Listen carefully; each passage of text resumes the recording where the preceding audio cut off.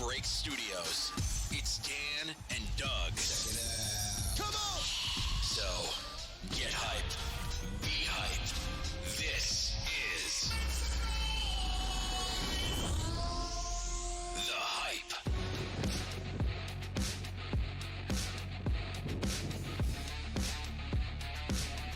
What is going down, everyone?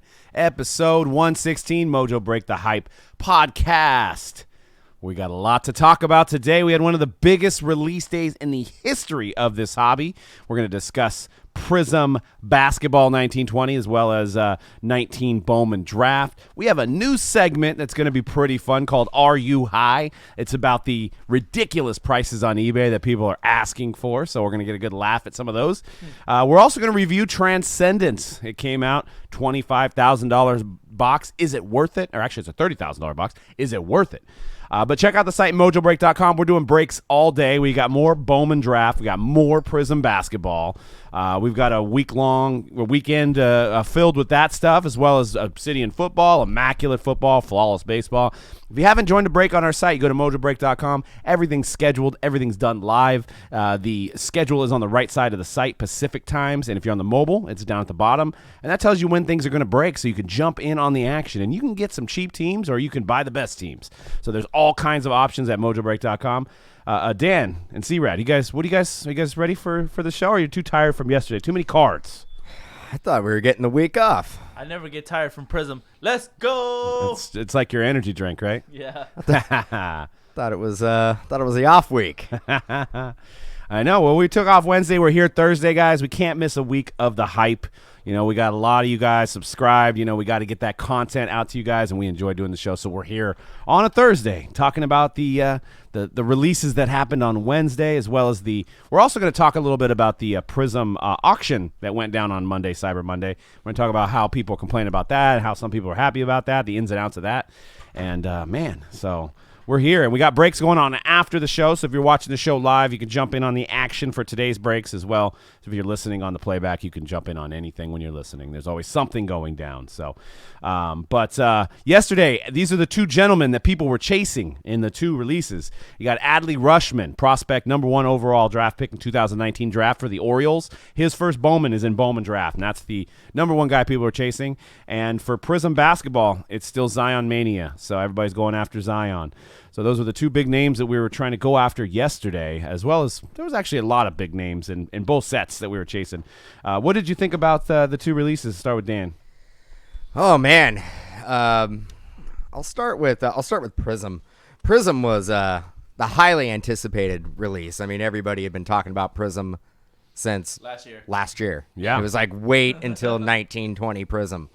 Hard to wrap my head around how many different variations of Prizm have been released. Mm-hmm. Similar to last year. Can't even count it on your fingers. No, huh? you can't. And one of the #1 questions that everybody is asking is, well, which one's the best value? And I don't even know how to answer that right now. I opened up a retail, and I've seen some retail open. The retail boxes, not the blasters. And I was pulling tons of silvers. I didn't get like anything huge out of it, but I was getting a fair amount of silvers. Getting a lot of silvers out of the hobby. Haven't opened up any of the blasters, but I've heard the blasters are tough to get silvers. Yeah, that's what I've heard too. It's tough to get base rookies. Top guys too. Yeah, so it delivered. Did it deliver at, $450 a box or whatever it's going for? Yet to be seen. I don't know. We'll see. I mean, we're going to have to see what the secondary market does. Do I think it's going to go up? Well, if that dude on the screen shows up and starts doing some dunks, then yeah, it will. It will. You've seen it with last year and like Luka. The basketball market is unlike anything else.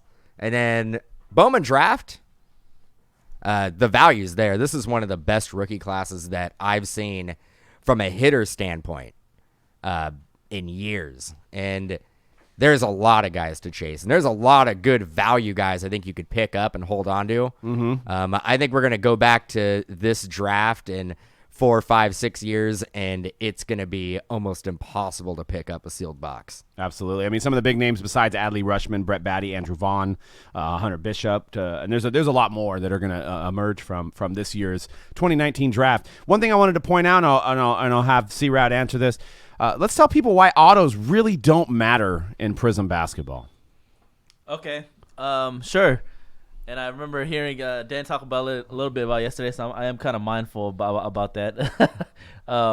So Prizm basketball, every year I do get guys. It was actually somebody in the chat room yesterday. They're like, "Oh man, these autos are straight trash in Prizm basketball, right?" And I'm like, "Yeah, that is true. Prizm autos are pretty bad, but."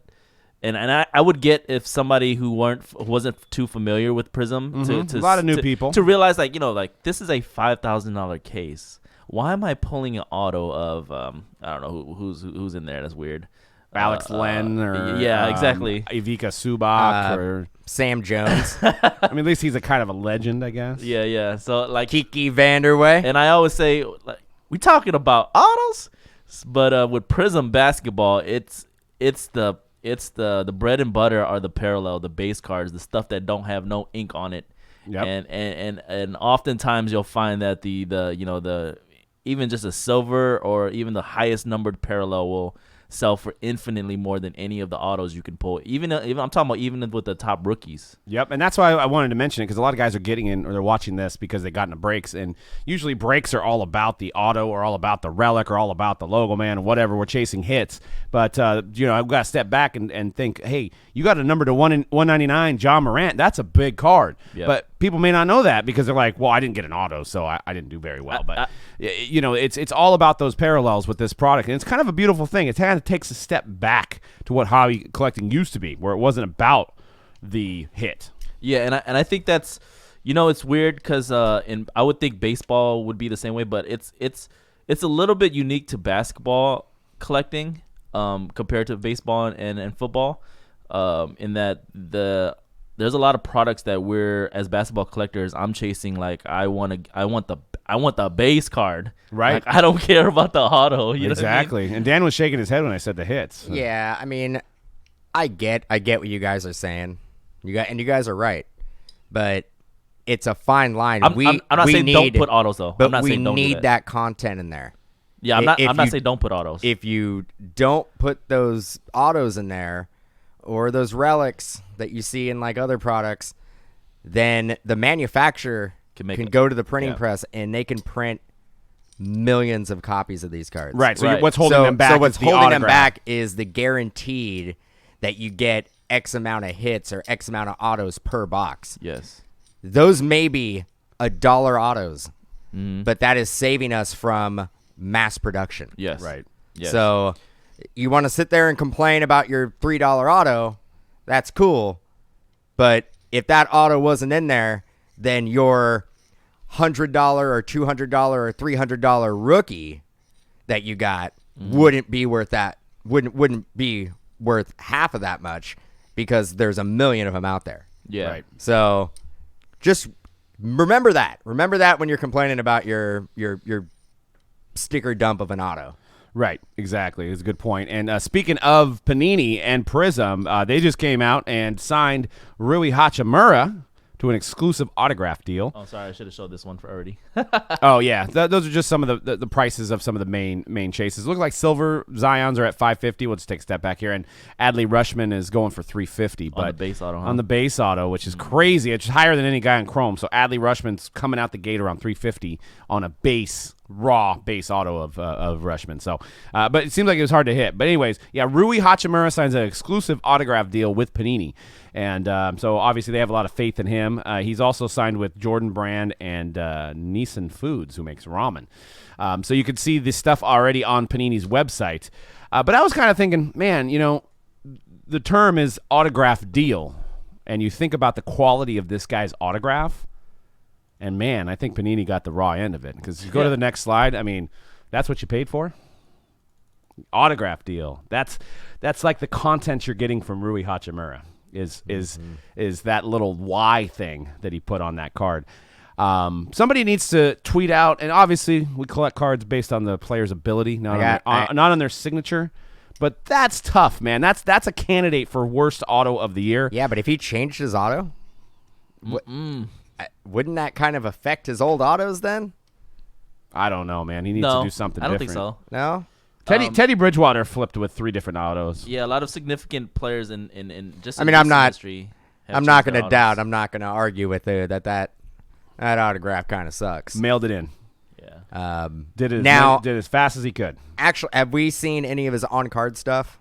A lot of guys change their auto on stickers than they and then when it comes to their on-card stuff, it's a little bit nicer, a little bit fuller. Well, if you go to basically his autograph memorabilia, which I don't have a slide, he puts I think his number on there, which is a little bit better looking.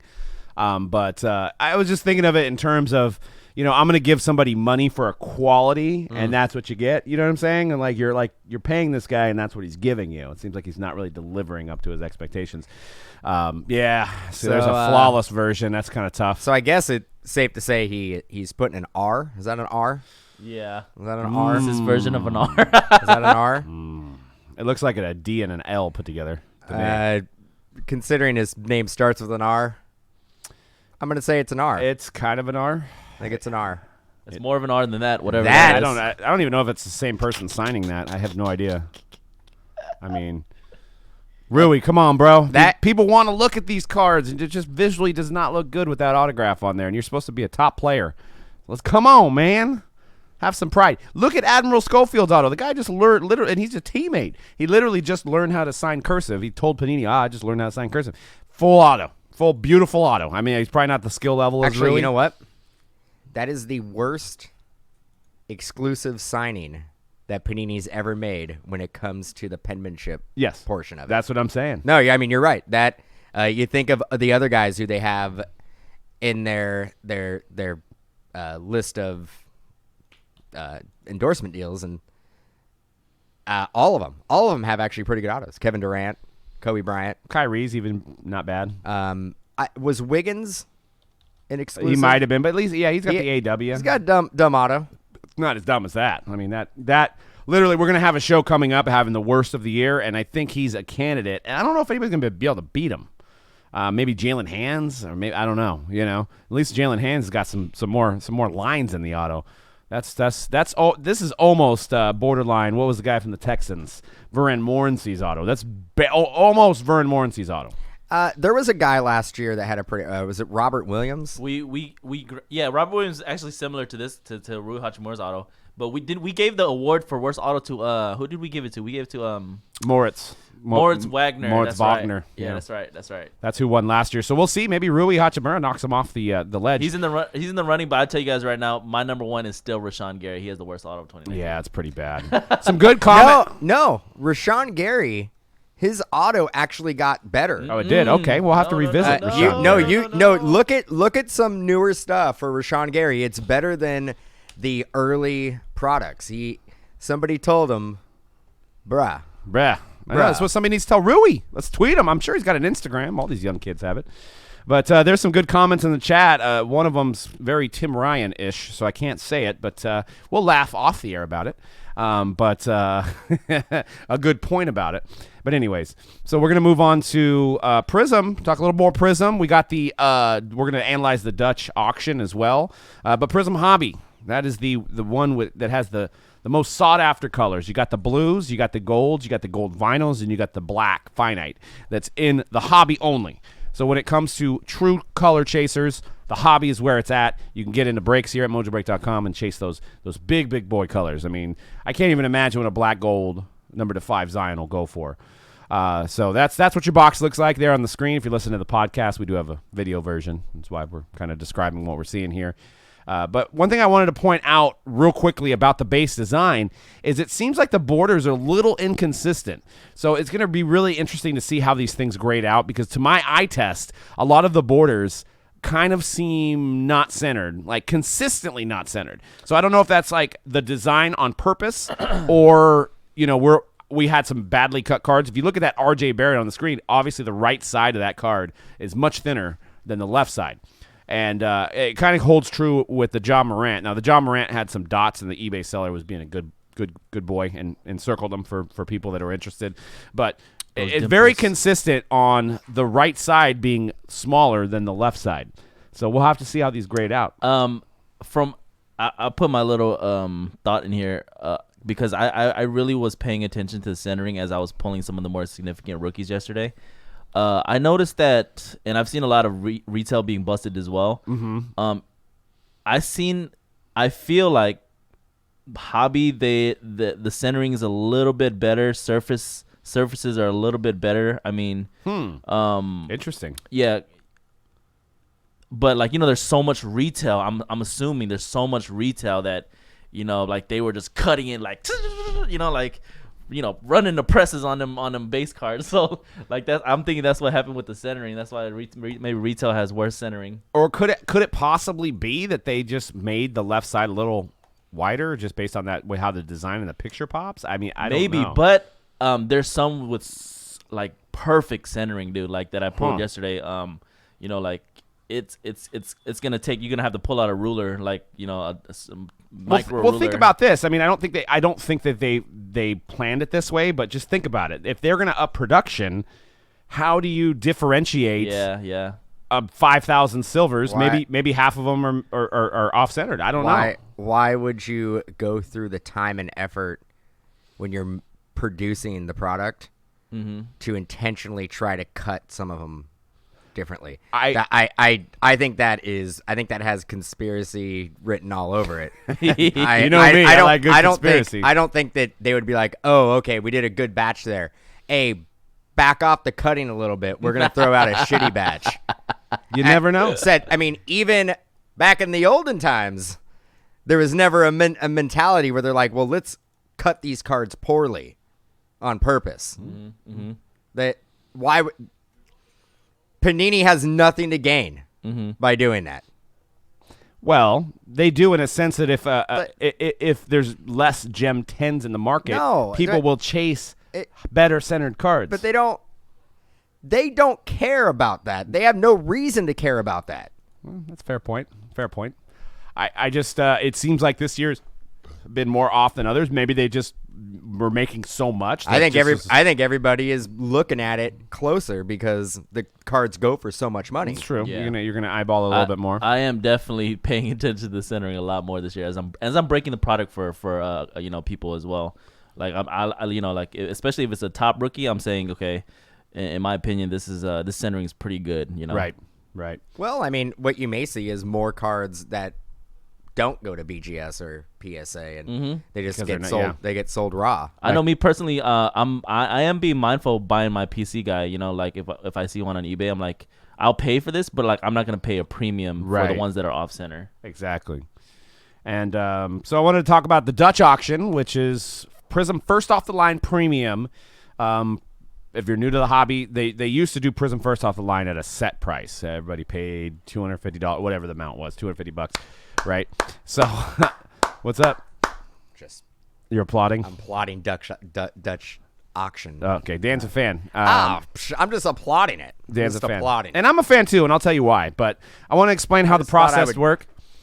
It basically they started it at their goal, whether this was greed, which some people say they think it was greed with Panini. Panini pitched it as, we want to give everybody a chance to buy it, because the old way of putting stock up at $250 and it's selling out in 5 minutes and people getting errors and bots supposedly scooping it all up, they felt like they needed to make a change. They made the change this year with this release, and I don't know if they're going to do it going forward. They definitely did it with Prizm first off the line. So how it worked is they started boxes at $1,000. And then every 5 minutes, it basically went down around $5. So it was a very long process. Started at $1,000, went to $9.95, went to $9.90, and it was every 2 minutes. So it was like a 5-hour process, and it winds up was supposed to end at $250, but it sold out at $290-ish. So there were people that got in at $1,000. There was people that got in at $900. There was people that got in at $800. There was people that got in on $700. There was people that got in at $600. It's basically the price point that people felt comfortable paying. And now some people say, well, that's greed by Panini. Well, Panini wasn't forcing people to click and buy it. They were basically, saying, hey, if you think you can't get any, or you want to get some at this price, click on it, add it to your cart at this price. It's the same thing as an iPhone. At some point, an iPhone comes out, it's $1,200. Now it's a much slower process. 6 months from now, maybe it'll be $900. A year from now, it'll be $700. It's same thing. It's just, time lapse a lot faster, obviously. So, but there was a lot of people complaining. I think a lot of these people had bots. But there was no hiccups on the site. The site did not crash, from what I could tell from on my end. I was watching it all day. And a lot of people seem happy. A lot of people that would pay $600 to a seller on eBay that who knows if the guy searched it or repacked it or whatnot, they were able to get it from Panini knowing that it wasn't searched. So they were happy with that. They were happy paying $600. They bought it for $600, then they went on living their life. They didn't have to worry about it. They didn't have to worry about the eBay tracking or whatever. So it worked out for some people. What are your thoughts on it, Dan? Loved it. Tell us why. And you know what? I hate the phrase, never use it, but game changer. Right there. Wow. Doug was sitting there talking about little stock X, that they were going to be the game changer. No, this is the way to do it. They nailed it.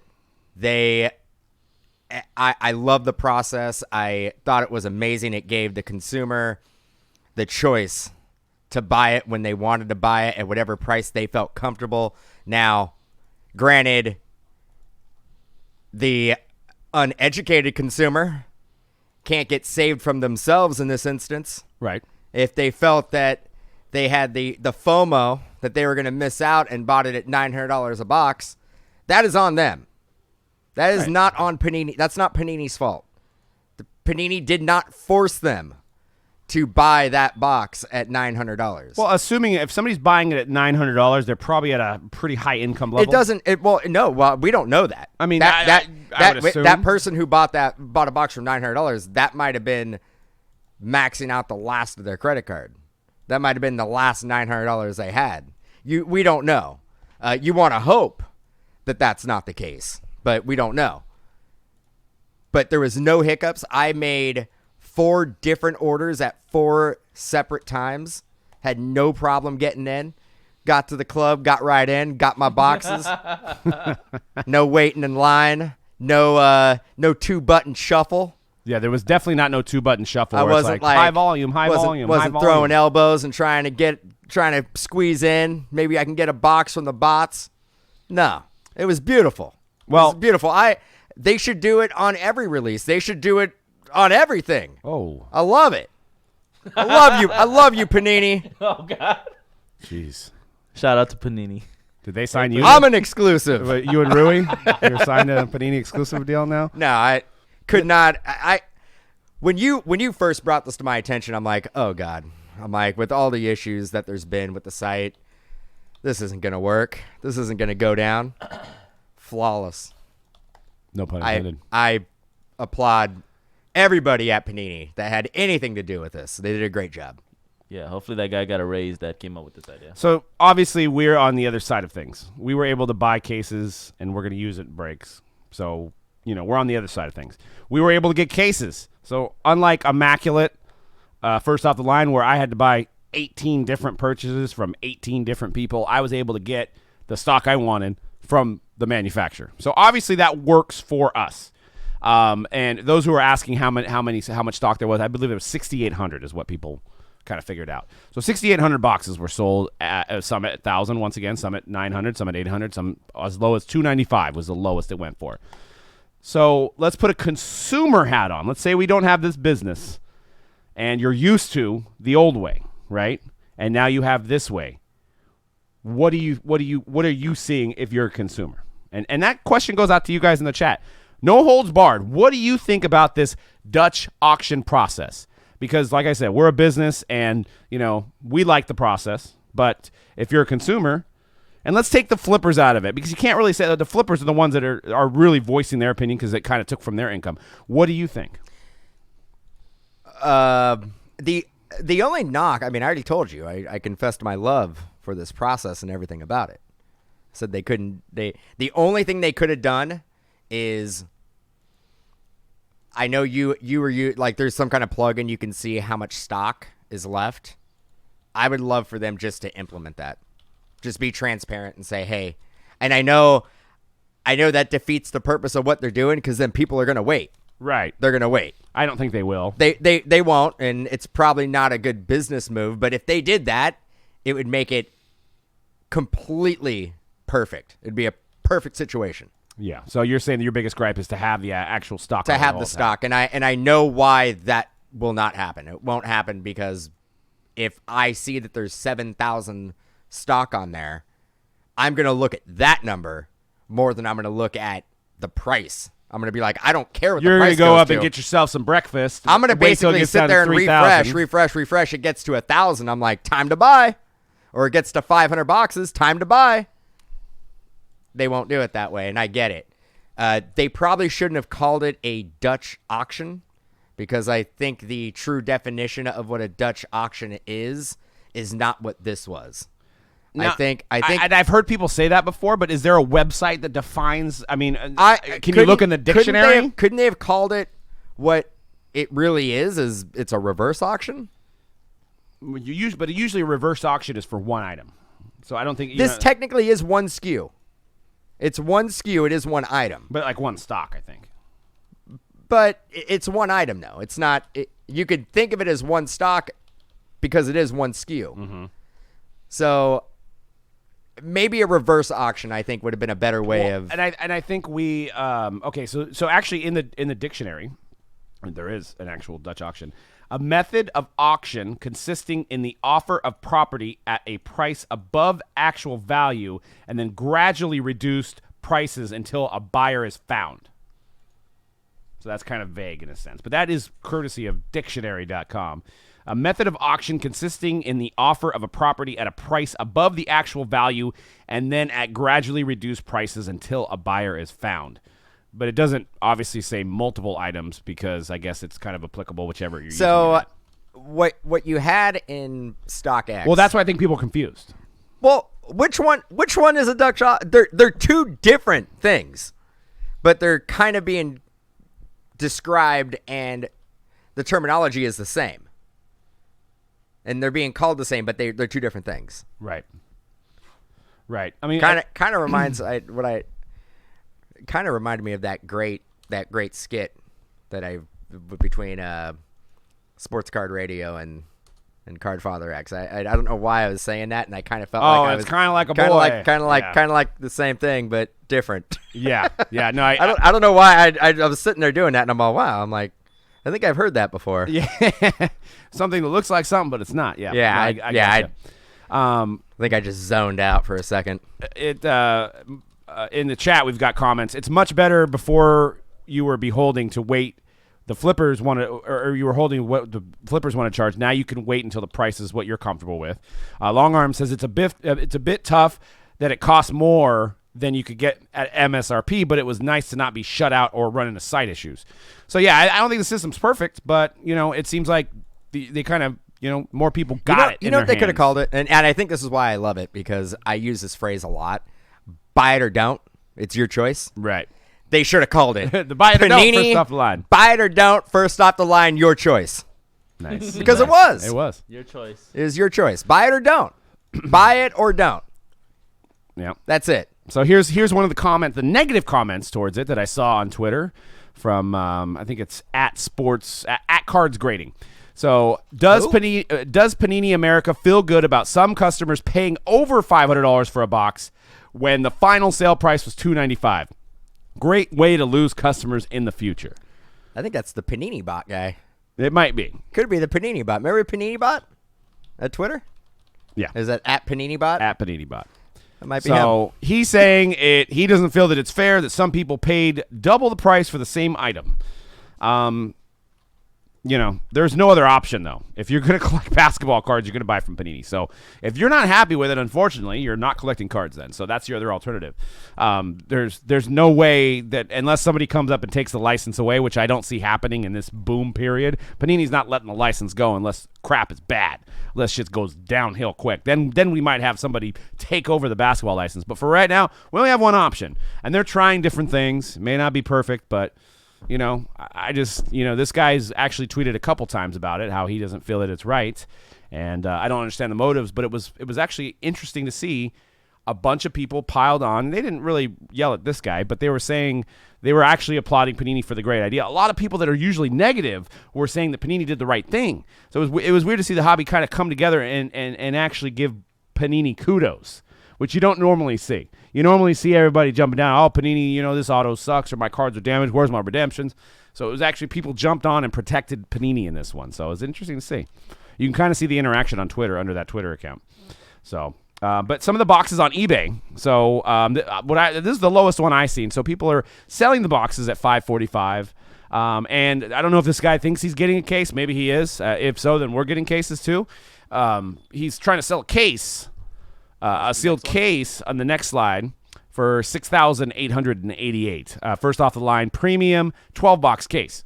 So we'll see if it comes in case form. It may not. So this guy may get a chargeback. But, so $295, if people got it, people are still being able to flip it if they want. Yeah. You know what I'm saying? I've seen a lot of things where, because the people were able to get them at that $300 to $400 range. People are making a lot of money reselling this one too. Well, yeah, and what Mike is saying in the chat, Doug and I have been saying that ever since he released First Off the Line, that Panini is offering a service where you're able to buy something. They're just literally handing out money, $100 bills to everybody. Absolutely. And I'm like, they're the ones producing exactly the product. They're the ones marketing the product. They're the ones doing all the work, and then they're just giving out free $100 bills to just people whoever wants to buy these. Yep.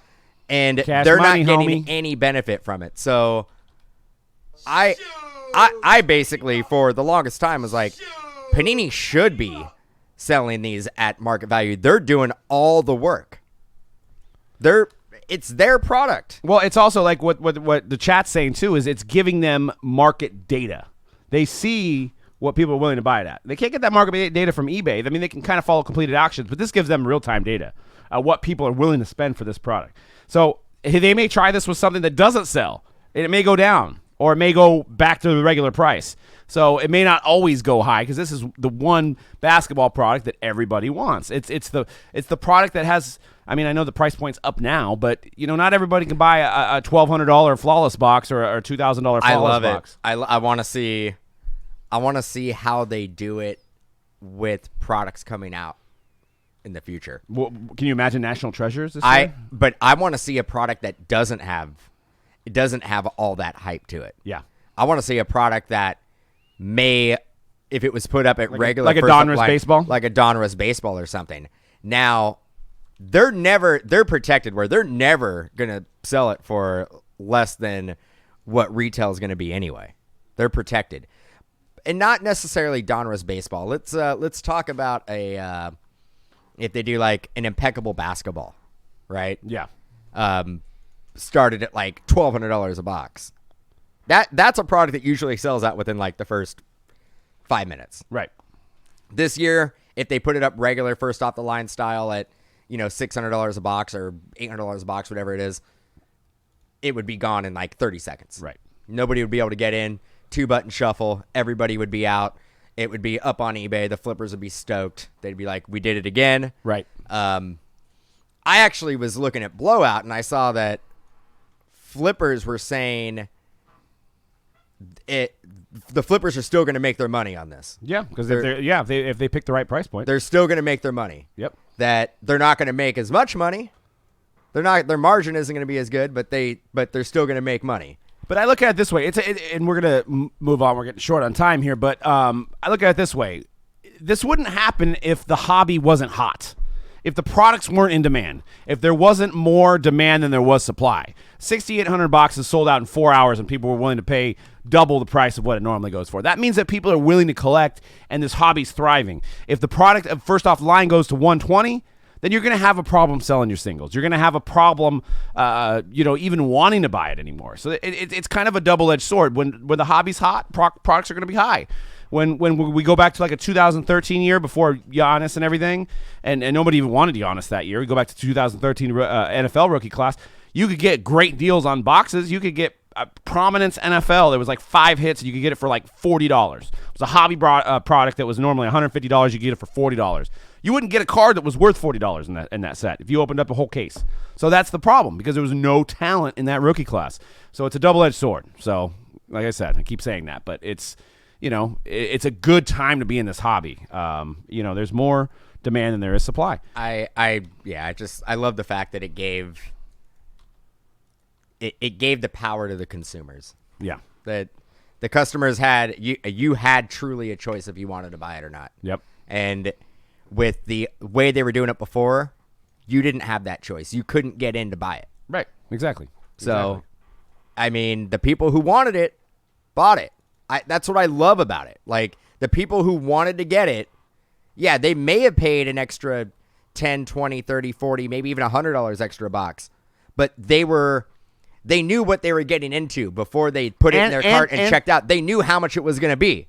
And you still had to go through the whole process. And you got it. Like, you don't have to sit here and worry about the next day. Oh, I haven't got like an order confirmation email. Am I going to get it? I see a pending transaction on my statement. Right. Is it going to happen? You have this what if for like the next like couple days until you actually see a shipping notice. What you got here is that you got it. Right. And also think about it this way. When the people that really wanted it and they had to buy it on eBay, they had to wait for the person to get it, and then they had to wait for that person to sell it to them. They're getting it now like a week and a half before they would normally get it because they had to buy it off eBay before. This is the best thing that's happened in our industry in the last 10 years. Okay. I don't know about breaking. It beats breaking. Dutch oven. Jesus. Are you high? No. No, I mean, besides breaking. I'm segueing. But there's a lot of people who would say that breaking is the worst thing that's happened. Yeah. And a lot of people would say Dutch oven's the worst thing to happen too. So, anyways, C-Rad's currently in the lab working on a crazy NBA 70 bucks mixer for this weekend. It's going to be posted pretty soon, so get your spots. And it's going to be let's tell people about it. Give them the pitch. It's posted. 2 spots already sold. Oh, no. Oh, no. So we're doing a little bit. So we've been doing 70 box mixers. This is going to be the biggest one we've done so far, especially with the increase of all these 1819 products. Everything is so expensive. So anything that we can get our hands on and put into breaks for you guys, we try our best. So this is going to be an expensive mixer, no doubt about it. But we are doing something a little fun, different about this one. Whereas there's 26 spots, 4 combo teams. After we random your teams on this break, there's actually going to be a Team Zion versus Team Luka bounty. So 13 people will be split up into Team Zion, 13 people will be split up into Team Luka. And every base card, jersey, auto of Zion or Luka is going to go to the team's point totals. And each, like a base will be worth a certain amount, auto will be worth a certain amount, jersey will be worth a certain amount. The team with the most points at the end of the break, all 13 people are going to win a significant amount of side credit, and then the team that loses will still get something nice. And then we have all our usual bounties that we're going to do. We have the skunk protection. If you have the least amount of jerseys auto just overall in the break, you'll get something really nice. We have a first 15 bonus where you can win the $400 sealed box of Prizm Hobby, and there's 200 hits minimum in this one. And wow. just go look at the at the lineup. It's Flawless, NT, Immaculate, Prizm Hobby. So just go look at it. Insane. Yeah, get it now. Immaculate, which is another. All right, so we're gonna go over some listings. Are you high? Is the name? Are you high? I want to talk to Samson. No stems, no seeds. Oh, I thought you were gonna play the whole song. I don't know. We might get blocked. So I just went through eBay, and I was like, some people look at cards and they're like, wow, this person, that's how much this card goes for. For one, the card doesn't go for that. That's what this person's asking. And there's just some ridiculous stuff. These people put it up, and I don't even know why they put it up. It's just stupid. Are they trying to come over on people? That's what I think sometimes. Are you just trying to get over on some poor rich sap or somebody that needs to get this card for their PC? Because your prices are outrageous. You can't even, the prices come up, you can't even make an offer that's at the right price, because it's just, you're not even going to waste your time because the guy's asking 100 times the amount the card's worth. So we'll start with my boy. We got Michael Porter, number to 20 Disco. This one's actually not that bad. Believe it or not that bad. Somebody's asking for a raw Michael Porter Jr. rookie Disco, number to 20, no auto. It is the OBO in there. $1,500. $1,500, right? That's the face of the franchise. One sold in the next slide, Gem 10, for for 836. So that's not too bad. It's not horrible. It's not bad. But the person's asking double that. Actually, it's not even graded. So I mean, they're asking double. Yeah. You can move on to the next one. You got first edition. All of the Jose Canseco hand stamp cards from Triple Threads. So there's 10 of them made. Actually, he's got 9 of them. He's asking $72,000 for a Jose Canseco auto and a hand stamp. I'm pretty sure I could call up Jose Canseco, give him $5,000, and he'd come out here and he'd stamp 100 of them for me and sign them. My name is Jose. $72,000 for 10 hand stamps and autos of Jose Canseco. Gotta be out of your mind. What do you think that's worth? How many of them? There's 9 of them? There's 9 of them. Well, where's number 9? I don't know. I can't find that one. Still unpacked. Oh, no. I would say that is auto. It's nice. People like Jose. I would say for all of them, $800. Yeah, right. So $72,000. It's a little high. Yeah, a little bit high. A little high, but I think 8 to 1,000. Talk to Samson. Sorry, just I playing the drop. You know where he messed up? He didn't get this graded by C-Red. I know, right? 6.5. Right. And then you go to this one, which is a triple auto of Len Whale, White, Matt Leinart, and Reggie Bush, and it's $2,000. None of those guys in the league. None of those guys mounted anything. Granted, it is a USC card. I was gonna say It is a USC card. If you're a USC fan, that is like 1 year of success, yes. But no, I mean that's the card you want. That is it. They lost to Vince Young. It's worthless. They're Yeah, losers. but that was one of the They lost. probably one of the best college teams ever. And it's a hideous looking card. It was Leaf before Panini owned it. Well, Leaf is now sold to Brian Gray, but that was a playoff back in the day. Just absolutely hideous card. And then you got this gem of a card: Baker Mayfield, hand drawn helmet. I can't even keep a straight face. If you're listening to if you're listening to the audio version, you gotta see this card. So at the rookie premiere, they have the players draw something, and he drew something. I'll tell you, he drew a Browns helmet. It doesn't look like a Browns helmet, and he signed the back, and he wrote Baker for player, and 100,000 person Holy Grail, 100,000.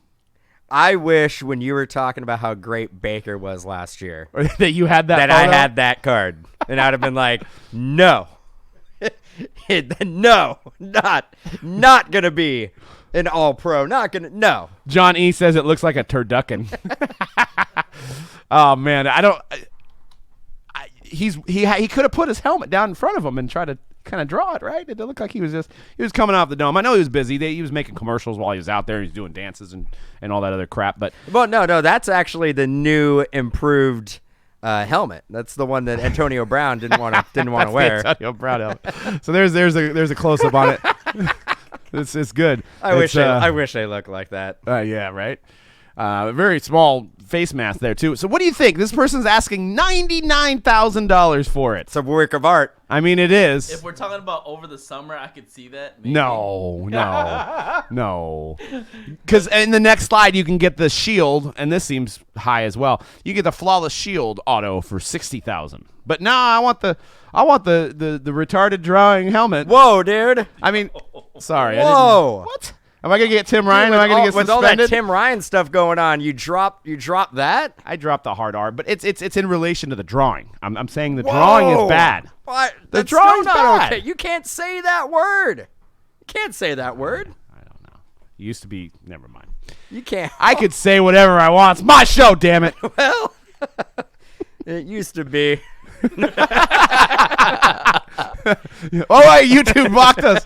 No, It used it's a to be. bad drawing. It's a bad drawing. It's a bad drawing. There you go. yeah. It's a bad drawing. It's a bad drawing. That's what I was trying to say, but I got to another word there. But why would anybody pay $99,000? What do you think it's actually worth? What would you pay for that? If somebody walked in the shop and was like, I gotta unload this, what's your offer? Well, it is like the Mona Lisa of sketch cards. Is it? Well, I'd blow it up. Seriously, like I know we've been joking, but legitimately, what would you pay for that? Would I pay for that? That's probably $500. They don't go for that much. At $500, that's higher than I would offer. Oh, it's worth $500. I It mean, says Holy Grail. On the I know you put Holy Grail on it. That's it's a $500 card. Yeah, Johnny, $50. I mean, yeah. I mean, 50 to $100. $500. I mean, he's playing better now. Over the summer, this is a $5,000 card. Ugh. With that drawing, Yeah. you'd be proud of that. but That's the my drawing, PC. The drawing's not that bad, actually, if you see some of the other kids' yeah. cards. I mean, we've seen some bad ones. Yeah. But this is just funny because it's bad. I mean, he's pretty good at football. He's a good actor. Yeah, he's good I at mean, commercials. we know he can't draw. Yep. We know that. All right, let's keep moving. We got a Superfractor of Greg Oden. Superfractor 8-5-10. Greg Oden, a great Greg Oden. The Blazers believed in him so much that they took him over Kevin Durant. That It's was a great LeBron idea. James' dad. $3,000 best offer. The person had to put best rookie card ever.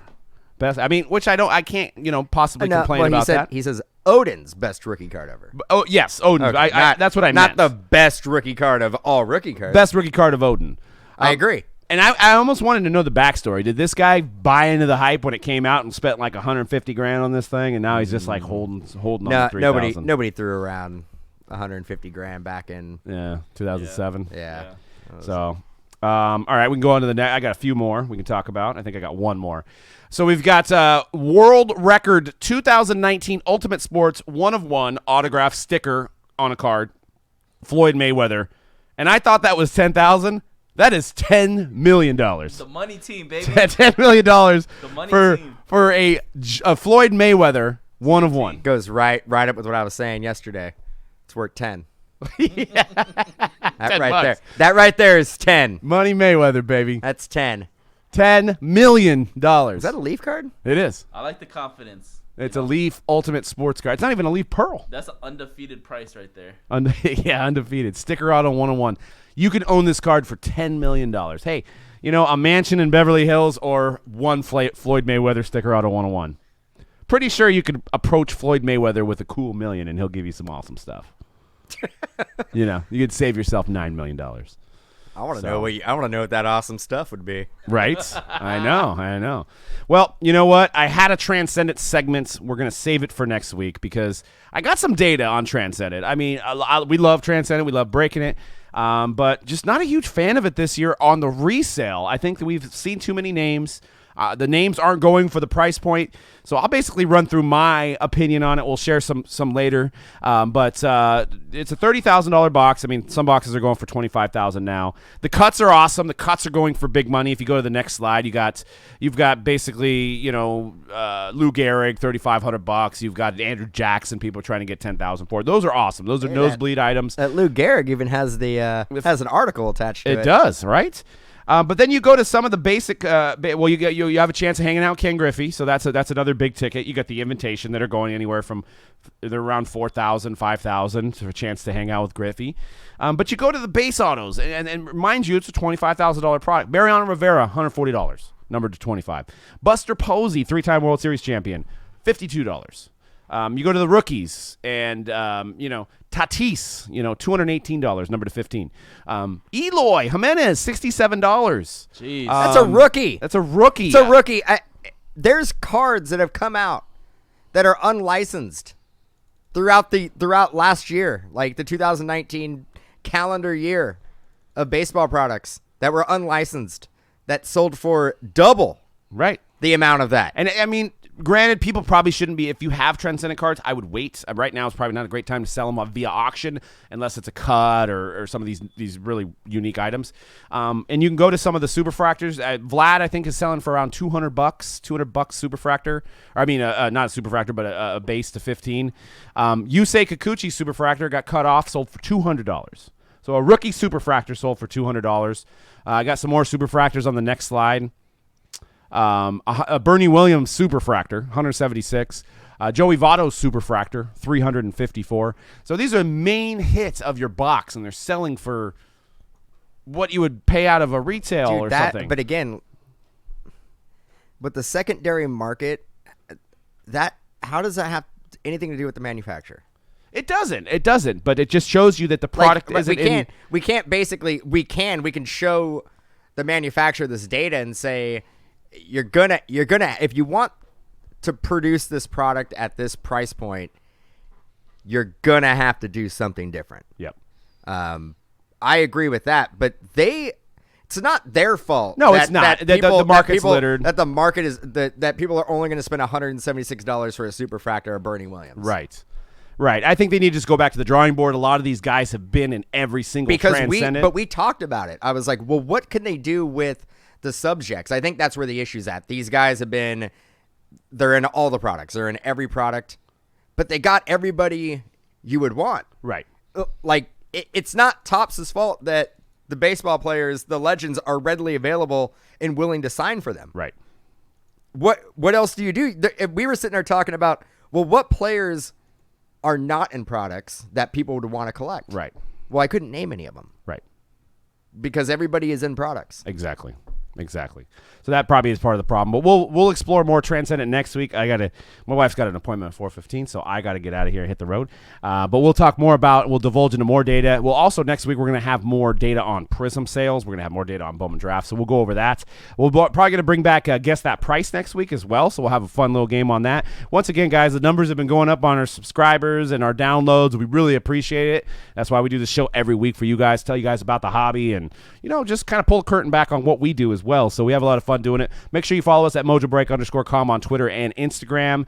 And you can download the podcast on any of the podcast networks, and you can also watch the video version on YouTube as well. So stick around for you guys that are in the chat on YouTube. We're going to get into the breaks. We've got more Prizm. We got more Bowman Draft. We got Obsidian all breaking today. And if you're listening to the podcast version on another day, just head out on the site, MojoBreak.com. You'll be able to find something that you like, as long as you like cards.